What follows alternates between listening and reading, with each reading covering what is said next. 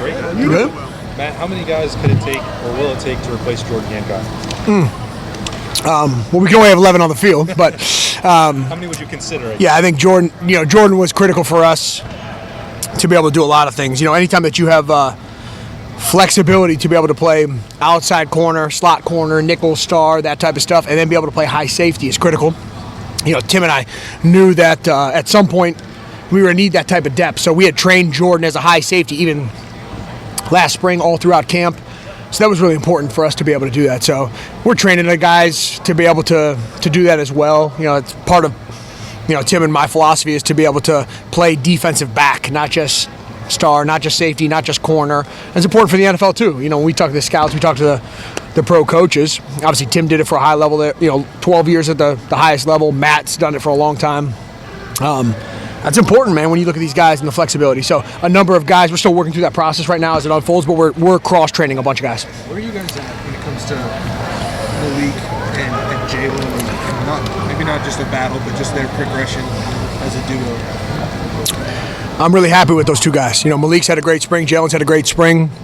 Competition's been awesome, but it's our job as coaches to have packaging that if those guys earn the right to be on the field, we got to put them on the field.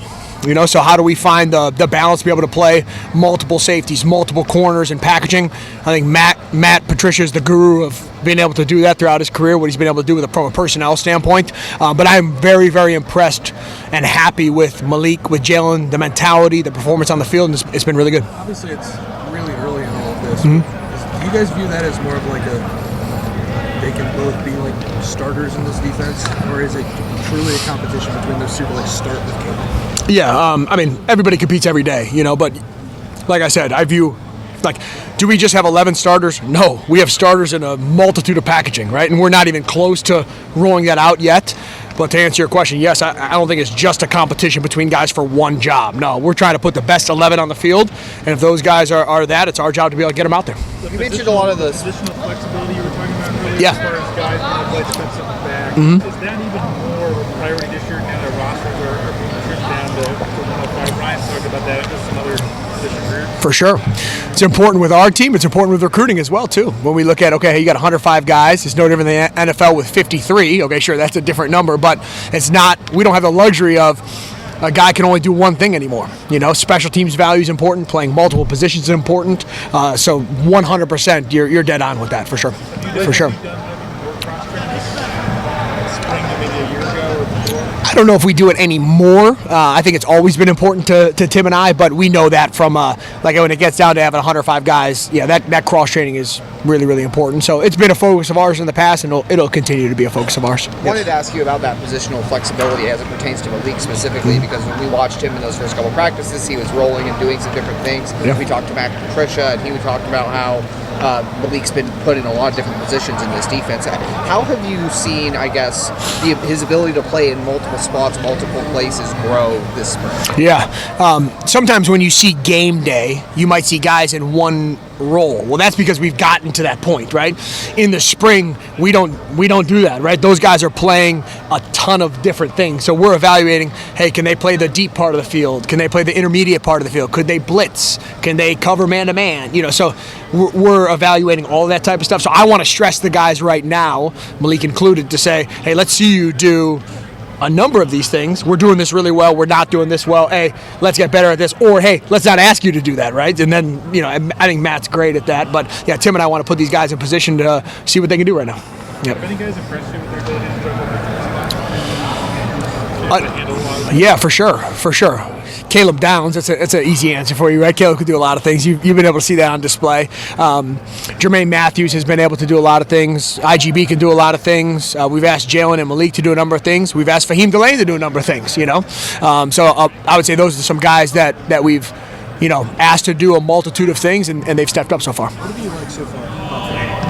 Yeah, Fahim brings a physicality to the game. You saw that if you've ever watched his high school film, which I'm sure you have, right? He brings a physicality to the game. He's got a ready-made college body. Now the mental side, it's my job is to get him caught up to speed to be able to go perform at a high level. But he brings a mentality, a seriousness, and a physicality to his game. How important is it going to be for him to do some special team stuff this year, to maybe get his feet wet, to be on the field and things like that while learning to do things? Yeah, you guys have heard me say it a lot of times, but I'm not a believer that you play on defense unless you play on special teams. So those guys are going to be playing on special teams for sure.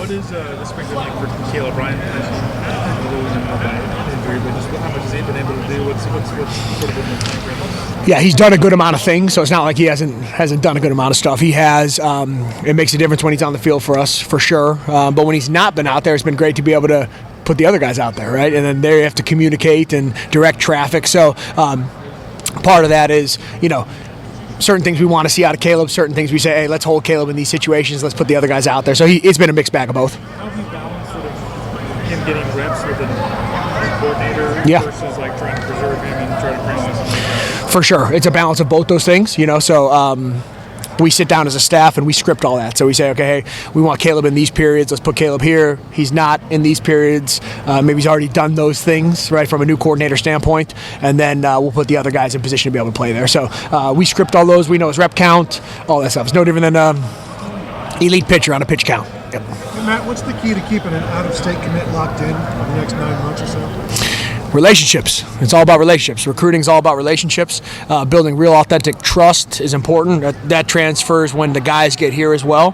So it's about having relationships and being honest and showing guys why Ohio State's the absolute best option for them. You guys have always recruited well, but where does that national championship bump show up, do you think? Like, have you noticed a difference since January when you talk to recruits? When you've got the trophy in your building, you're the number one team.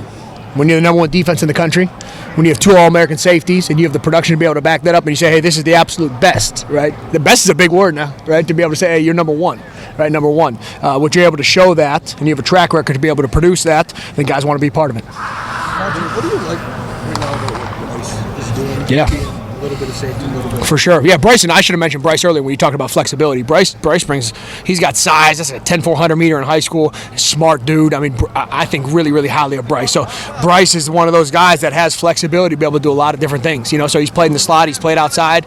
He knows what's happening at safety. Bryce is awesome. I love Bryce. How much of a leap has he taken from that first year to what he's doing now? Yeah, I think there was even a leap happening during the season, right? So early on, he's just figuring it out. Then he's saying, okay, I'm learning multiple positions. At the end of last year, then we're putting this guy into packaging on the field. So, no, I'm really excited about Bryce West. Whether it be recruiting, coaching, whatever it may be, where do you feel like you've kind of grown and maybe become more comfortable in your time at Ohio State than maybe when you first got back? That's a great question. I think the comfortability comes with relationships of players that maybe I didn't have one with before, with staff, coming back. That's a great question from being comfortable. I think Coach Day does a great job of expectations when you come in the door. So there's not like a, hey, where do I fit or what's my job description? That type of stuff. But I would say, especially this spring, is relationship that Tim and I have had, has been absolutely awesome from a coaching and the back end standpoint. And then getting to know Matt Patricia has been phenomenal, right? So I would say from a comfortability is learning how Matt thinks, tapping into that side of it, his mental, hey, this is what I've been able to do from a safety standpoint, and then being able to apply that on the field. What did it mean to hear kind of the praise that Coach Day had for you at the celebration in January? Yeah, I appreciate Coach Day saying that. I try to just be behind the scenes operator. Not that I don't mind the limelight. Trust me, I don't, the spotlight. But I just try to put guys in position to go be successful and let them shine, But anytime you get acknowledged for hard work, appreciative of Coach Day, and I think the world of him and value, his honesty, the relationship that we have, for sure. Thank you, man. Thanks a bunch. Appreciate you guys. Yeah. Thanks, Matt. Appreciate it.